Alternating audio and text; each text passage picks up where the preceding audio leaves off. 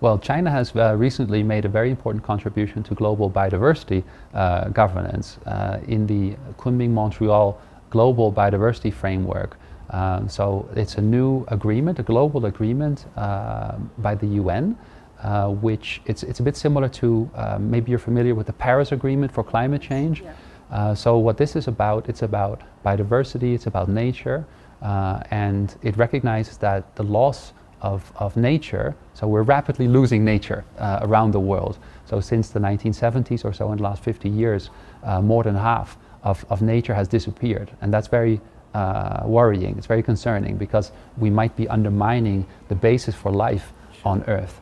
So that has to be reversed, and the UN recognized that.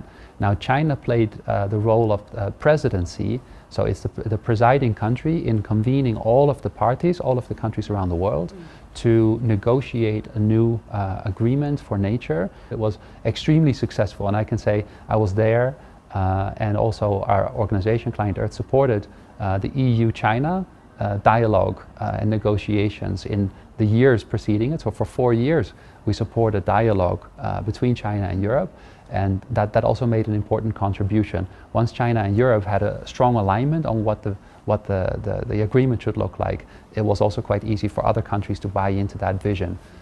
So it's been a great success, and even environmental organizations like mine, usually environmental NGOs, will always complain that things are not good enough and a lot more needs to be done. We're also very happy with that agreement. It was really spectacular work by the Chinese presidency. Yeah. It's ambitious, but also realistic. What we care about is that, you know, you can have all the ambition in the world, right, but if it's not actually being achieved, you've got nothing, right? It's just targets in the air.